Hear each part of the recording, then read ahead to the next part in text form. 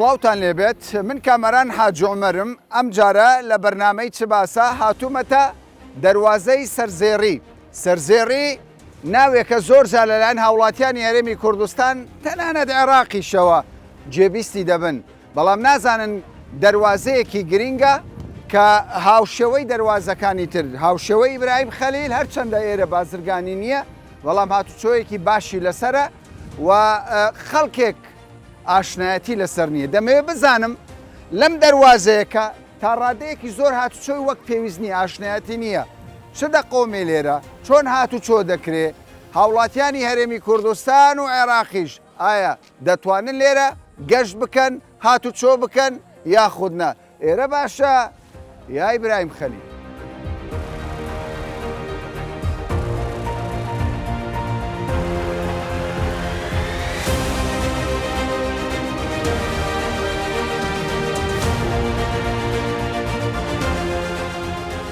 خەڵکی کش باژێری ئەس خەلکێ باژێری شرنەخم شرنەخ ئۆڵۆ لە شرنەخ هاتیە شرنەخ هاتیمە لە ڤڕە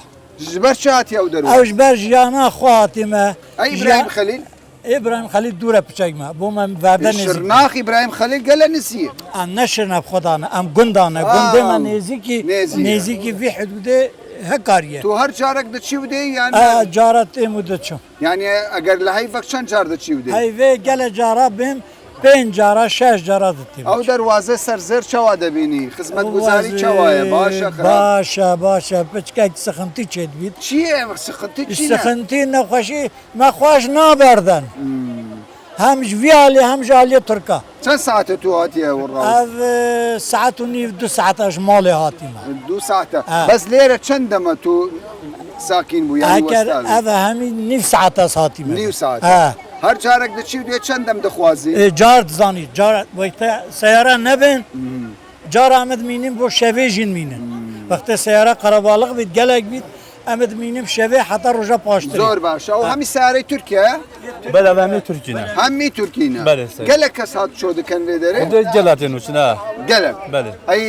پارەیەوە زێدە دەچە ڕسومات یان کەم دەچێت پارەمەجێ لە زێدە ناشیت باشە هادو ڕق بۆ مەت باشن هادو ڕق باشن هادو ڕق بۆ مە باش یعنی هەم کوردستان هەم تورکیە هادو ڕق بۆ مە باش گەلێک باشن ئەمە جەلات باشنە بەس ئەو کاسبی دەکەن کەسابەتی دەکەن شوڵ دەکەن سیاحەت ئەم بۆ شۆڵتن یەوە بۆ سیاحەت دەچین خەڵکی هەنە ینی بۆ خەڵکێمە بۆ سیاحەت دەچین هون دێن بۆ شوڵ بۆ شی خۆتم ساعت نەهەیە هاتنە بێ دەری حتا بە ساعت چەندە بەرە خۆدەی چ شوڵێک دەکەن چ شوڵ مواد دەینێن ئەشیا دەینێن ئەشیای خۆ بینی ئەمە تشتاناینن یالانız em boxa 3 kilo çay ben 3 tane cigarat ben iki tişteki malı lazım ihtiyacı ke malı şibi meyve şibi birinci şibi şekeri şibi dervaza bova gringe 5 kilo ha o dervaza bova gringe önemli ya önemli ya belli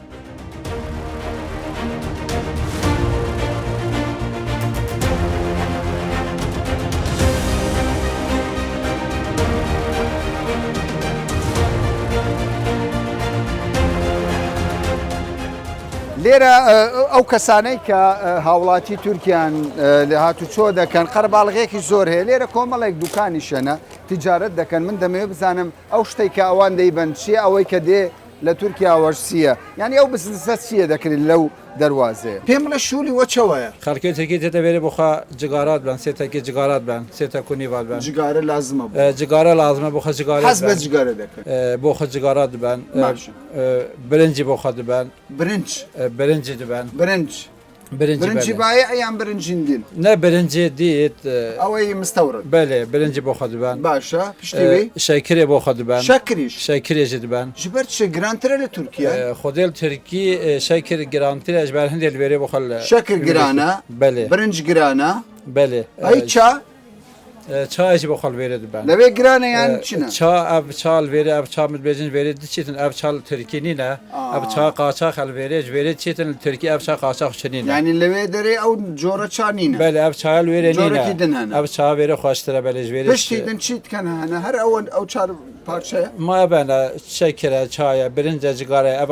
تشتا بۆ خۆش وێرە دەواازەی سەرزێری بازارێکی باشە بەێ تو حەز دەکەی بەردەوام بە و دەروە بله ما لازم ما برداشت ژیانی سەد کەس سەروینە ملت فقیر و جارن چه شغلی لبو خاطر ڕۆژانە نبره چەند کەسی خەڵکی تورکیا دێنەوە خدای خلکی ترکی بریانها وقتی هیچ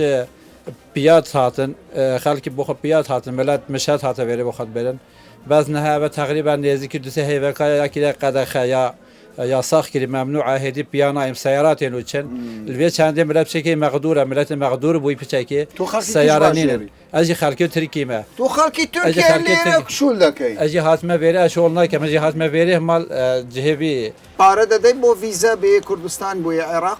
ویزە پارە ویزە دەدەی اما پاسپورت یامه دەزانم پشتی پاسپۆرت ویزە بله، عێراق بله. بە بەلاشە ئەم بپارەیە نه به پاره چەند پارە دەدەی 105 میلیون هم دیدن و در باز میتونه بیاد 150 میلیۆن 105 میلیۆن یعنی هم. دکاری بێژین 7000 7000 بله 7000 دینار بله. بەس خەڵکی کوردستان و عێراق بەشتە تورکیا 175 دلار دەداتە بله. خەڵکی تورکیا یا یه دەداتە عراق بۆ داخل ترکیه ببیتن هنده 175 دلار بله، ئەو یامە. عەدالەتی هەیە نییە بدیت خود یامه هم 105 میلیون دادن هم در بازی مەش کردستان 175 میلیۆن بله. یعنی هزار قات بەرامبەری وە گرانترە بله تو چت بێژی بۆ ئەو عەدالەتی هەیە نینە خدا عدالت غیر از نەزانی چ بێژی نه خدا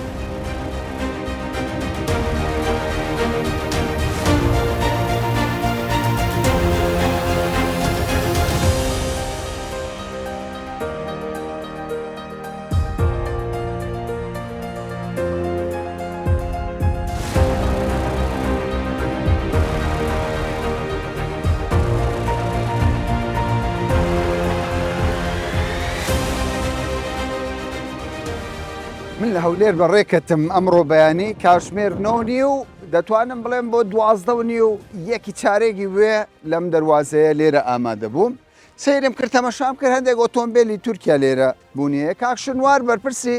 بەشی ڕاگەاندنە لە گومرگی سەرسێر سڵاو باشی حواڵ چۆنە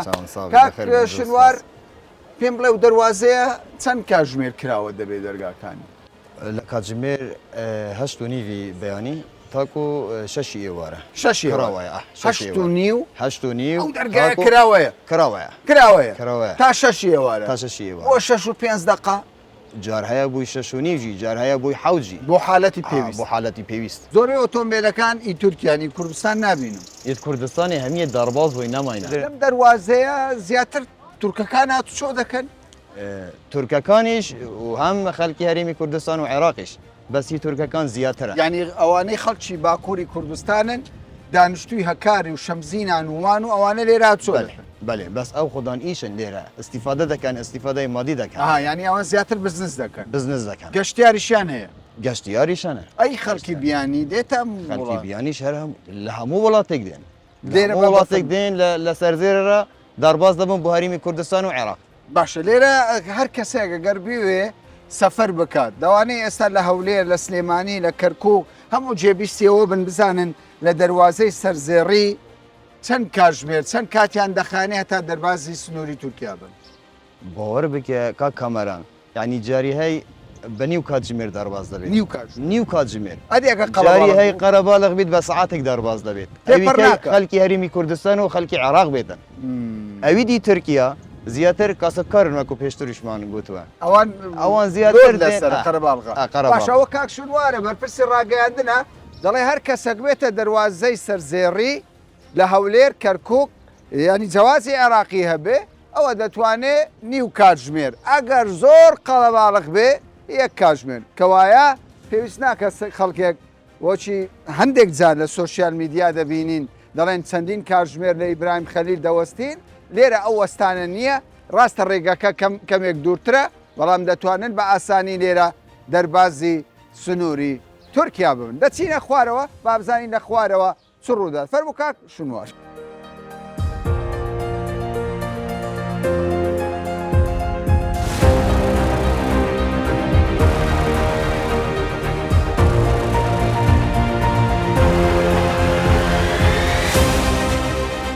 لە سەفەر گەڕایەوە لە کوێ دەرێ بووی والله هەلوێری چوومە تورکا شەمزینە وانێ شەمزینان بەێ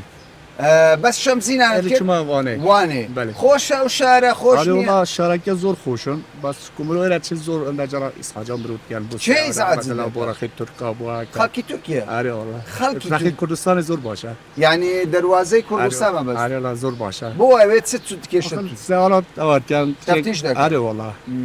بەردەوام هات چۆ دەکەیان والله بردام شد بە عیلە دەچێت عائله بنه شش مانگاجار ئەی ئەو دەواازەیە چۆنە سەرزێڕی والله سرزیر زور خوشه ئێستا دەچێەوە چێن دەرێت چه محلولی هەولێر بله چەند سعاتت پێ دەچی خودی تقریبا 2 ساعت و نیا 2 ساعت و نیم بله چۆن دەبی 2 ساعت والله هم همان 2 ساعت 3 ساعت فرقه 3 ساعت بله شارەزای ڕێگا شارزما هەموو جاربێرە هات چۆ آره دەکەی والله او تقریبا 5 ساعت که ئەدی ئیبراهیم خەلیل ناچم ایری ایری زور اسحاجه ئێرە باشتر خیلی خوش داشتم. سەرزێڕی آره باشتر لە والله. ئیبراهیم آره خەلیل والله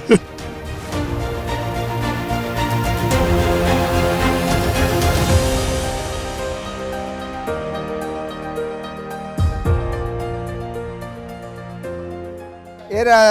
دووەمین خاڵ لێرە لەم دووەمین خاڵەدا دیارە فەرمانبەرانی گومرگکان هەر ئۆتۆمبیلێک بێ لێرە پشکنینیان بۆ دەکرێت هاوشێوەی دەواازەکانی دیکە کاگڕەڤین لێرە ئێستا ئەو کارە لە کاگڕەوی سلااو دەبێ ماندوو نەبێ تۆ لێرکوانەی ئێستا هەر ئۆتۆمبیلێک بێ پشکنینی بۆ هەر ئۆتۆمبیلێک بێت ئەم پشکنینەوەی بکەین ینی ڕقەمی هەولێر بێ هەکاری بێ وان بێ هەمووی هەر هەموویە دەبێ ئەشیاکان بین نەخۆ هەموو ئاشیۆێت بین دەخۆرێ و ئەم کتکتە تەفتێشە یەک یەک بەسە تو پێم بڵێ پێڕادەگەی بە تەنیای تۆ ناسای دۆیتەن نوکاز نەفەر کەشە. هەیەە ینی بێ کەس نییە نانەبی باشە. تەمەشا دەکەمێ ئۆتۆمبیلی خۆمانی لێ نییە هەولێر دوهۆک ئەوانەی لێ نییە سەیدا ئەوژی تێن بەس بۆرەپتە سەحۆریە سپێدەهە یێت هەولێر و دوهوک سلێمانی حتا یێت عێراقیژی تێنە باشە ئەگەر ئۆتۆمبیلێکی هەولێر سلێمانی کەرکک بێ بە جیات تەفتشی بۆ دەکەن پشکنین ناسایدا پشکنین خاڵە پشکنینە ئیک خاڵە یەکە دەبێ نۆرە بگرن هەموو نورە بگیە هەمی وەکیەکەن ڕۆژە چەند ئۆتۆمبیل پشکنین زەحمەت نییە ساد و تشتێک سەوەرە ڕۆژە بەس چۆن بوو ترکۆیە زیاتریش یا هەی زیاتر خەڵکی تورکیان نه تێکەلە یمەژێ هەیە ئێستا کامیان زیاتر هات چۆ دەکەن خەڵکی ترکۆ پتر خەڵکی تورکیا دەست خۆش بێ لە کار نەکەم ئەو خەڵکەش نەوەستێ حاجی خەڵکی کیش باژێری تو گەوەرێ گەوەر چاوایە ڕەوشەویشەوە خۆشە تو دەچێت دهۆک دەچێ هەولێر چی هەولێر هەولێر چاوایە دهۆکشەوە باژێرەی خۆشە ژیان چاوا دەبینی جودایی ژیان ئیدارەیە ئەو دەواازە ئەمەگەڵە گەرمە گەرمە ئەی گەوەر چاوایە گەوەر هینە گەرم نییە گەرم نییە ینی باشترە باشترە گۆشینە ڕەوش باشە لە گەوەڕە ینی فێنکە تا ڕادێک تۆ نوکە هەر بۆ شول هاتی بۆ شولەمە بۆ شول هاتی هیچ پارەدای تو پشتی هاتیە بێ سنووری پارەدایە سیگۆرتا چتە ویزە پارەی هەمیش چەند پارەداینە گومرگی کوردستانی خۆریمە 70 میلیۆن دا 40,000 دینار زێدە کەمە باشە وڵای نۆرماڵە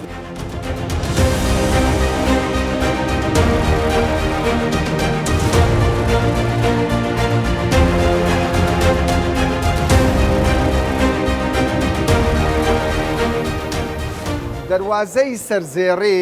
خەڵکێک لەوانەیە ئاشنایەتی نەبێ حەزم کرد بێمە ناو جەرگەی سەرزێڕی ناو دەواازەکە لێرە وەک دەبینن چەند پەنجەرەیەک دانراوە هەر هاوڵاتیەک بێ ئەوجا هەر وڵاتێک بێ کوردستان بێ تورکیا بێ عێراق بێ دێتە ئەم شوێنانە ژووری یەکەم ژووری دووەم ژووری سێەم سیرکەن بەڕێزانم ئەمە دەواازەی ئوسمولو گومرگ کەپەسە ئەمە تورکایە لێرە کە تەواو دەبێ یەکسەر دەچێتە دەواازەی تورکیانی پرۆسەکە یەکجار ئاسانە زۆر بە ئاسانی خەڵک هات چۆ دەکا سێ پەنجەرە دواتر بە ئاسانی ئەگەر ئۆتۆمبیلشیە بێ دوای پشکنین لێرە تیمەکانی گومرگ ئاسایش پشکنینی تەواوی بۆ دەکەن ژێرەوەی ئۆتۆمبیلەکە سەرەوەی ئۆتۆمبیلەکە پاشان بە ئاسانی تێپەڕ دەبێت بابزانی پرۆسەکە چەند کات دەخایێنی لێرە چەند کاتی دەوێت لەگەڵ چەند برادەرێک قسە دەکەن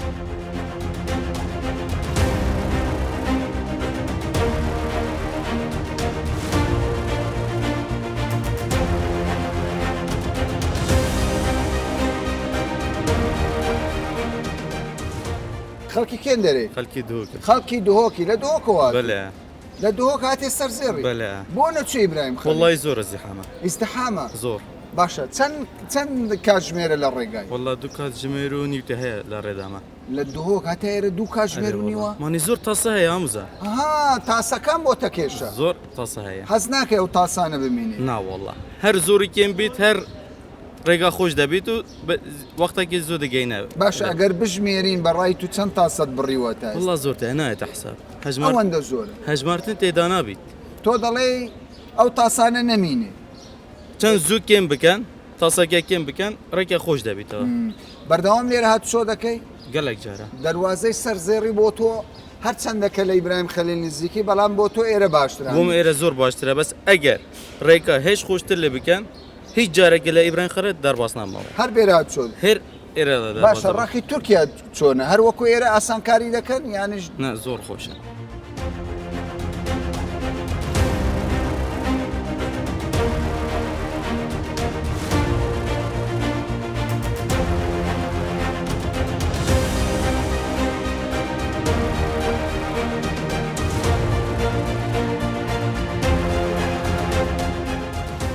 کاژمێر چەندە؟ کاژمێر بوو بە 325 خولەک تەمەشا بکەن بەڕێزانم ئێرە دەواازەی سەرزێڕیە بۆ دەڵێم دەواازەی سەرزێڕی بە دووبارە و سێبارەی دەکەمەوە چکە بەڕاستی خەڵکی کوردستان و تەنانەت عێراقیش وا دەزانانی یەک دەواازەمان هەیە لەگەڵ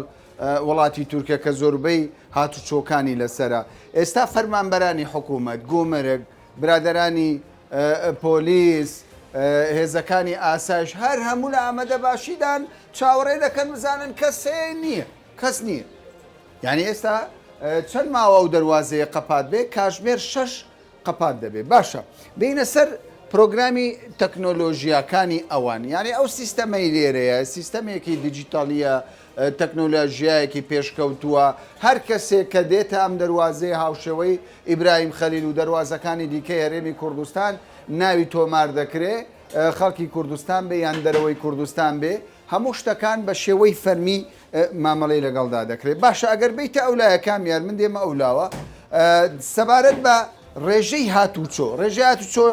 ئەمڕۆ چەند بووە لەو دەواازەیە برادەران ئامارێکیان بۆ من ئامادە کردووە ئەمە ئەمڕۆیە دەڵێ هاتن 536 کەس هاتۆتە نێو ئەو دەواازەیە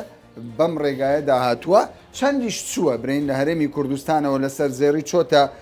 سنووری تورکیا 478 کەس کۆی گشتی هاتوچۆ 1016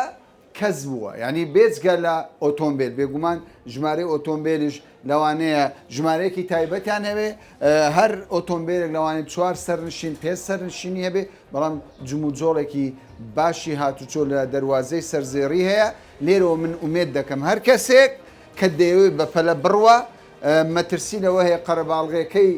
ئیبراهیم خەلیل تێپەڕ بکە دەتوانێت بێتە سەرزێڕی لێرەش نزیکترین شار کە شارێکی گەشتیاری بێ و خۆش بێ ئەوە وان و هەکاری و چەند شارێکی دیکەی باکووری کوردستان دەبین.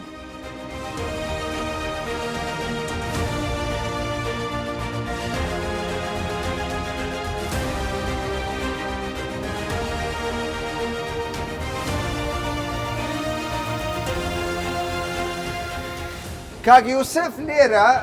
فەرمانبەری گومرگە فەرمانبەری گومرگە بەڵام ماوەیەکی زۆر وابزام لێرە کار دەکەی مای 6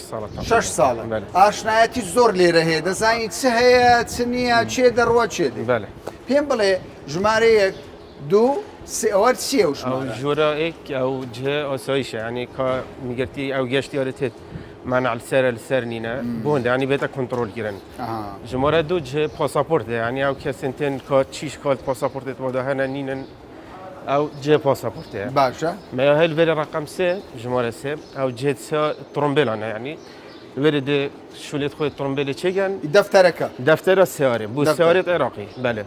ورقم 4 مالفي رخيا هي او الوري بوري خدن هەچکو سندوقە خەزنە دارە کەوایە هەر کەسێک بێت 4 پەنجەرە دەکات 4 ژوور دەکات بۆ ئەوەی شوفێر بەس ئەوەی بەس نەفەر بێت ڕقم 1 و 2 ژمارە 1 و 2 ها کەوای ئەگەر کەسێک شۆفێر بێ شۆفێر بێ. ئۆتۆمبیلەکەی لێ بخوڕێ بەڵێ. 4 ژوور دەکات بەڵام ئەوەی کە سەرنشینی ئۆتۆمبیلەکە بێ بەس دوغۆر بەس تەنیا جیاوازەکە فۆتۆیەکی دەگرێت بەڵێ باشە پێم بڵێ لێرە زۆرترین کەس کە تەمەشا دەکەمێ ژمارەی دهۆک دەبینم بەڵێ خەڵکی هەولێر دێ خەلکی هەولێریش دێ خەلکی زاخ و دهۆی زیاتر بەس دهۆک ئەکی و دهۆک زاخ. ئەکیت زا خۆش دێ زاخۆش ئەکیت کورە کاگی یوسف هەر زا خۆیانی ئیبراهیم خەلیل چۆن دێتێ gelek jara li wêre qerebalxê ku zêde heye li vêre Osmankariyê girtî zêdetir heye bu hawlatiyan her şraxê me ve her şraxê Tirkiye ve yani hawlatî zêdetir migirtî qerebalxê de namînin migirtî zîtir derbaz bin باشە کات چەند دەخایێنێ کەسێک بێوێ سەفەر بکە چەند دەخایێن eger yani rojê asayî bin zor yani gelek her hin de heta muamelê xwe birêve bin bila saeteke bîst saet û nîv bît bes ew rojê بۆ نمونە مناسب بن ئەو بن کچێک ئەکیید گیرۆبوون باشە تۆ فەرمانبەری گومرجی بەڵێ. ئەمن دەبینم لێرە خەڵکێکی زۆری کوردەکانی باکوور شرناخ بەڵێ. یان وان هەکاری ئەوەی کە لێرە نزیکە بەڵێ. ئەوە لێرە هاتشۆ دەکەن بەڵێ. وانە ئەکید. تیجارەت دەکەن یان بۆ لە گەشت زیاتر بوو مەرەمێت گەشتیارینە ینی گەشتیارینە ئەێت مەژی بۆ ڕفتر وەختە چن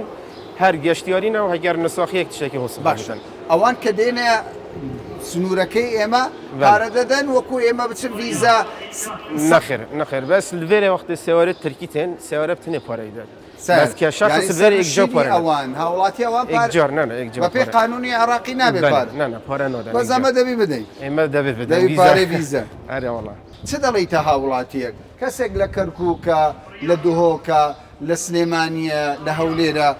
زۆر کەس سەرزێڕی لەلا ئاشنا نییە لەوانەیە بچێتە ئیبراهیم خەلیل 4-5 ساعت بۆ وەستەیە بەس نایەتە ئێرە پێ دوایە هۆکارەکە چیە؟ جاواخر بەلکی پێزانین سەرێنە پێزانین هەبن یعنی یەکی دەقەستە وێرەگەت هەم جێوێ وێرێ هەمژی ئۆسانکاری لێرە هەیە خزمەت گوزاریەکان ئاسانترە زۆر باشە باشە چەند کات دەخایەنە یەکێک دەربازی تورکیا بێ؟ گوتە ئەوانی کە بوونمونە ئەی بێت هەرێک سەر دشت دوربینی یعنی یەکجار قەرەباڵق نییە بە سند بوونمونە پێنجشەم بخود بە لایەمە داوام نینە خەڵک زێدەتر میگردی سەردا نەبوو دەربەتیان و شەمبی و یەکشەم باز زێدەتر خەڵکی وەتە لە فۆنە بهێنڤەدانە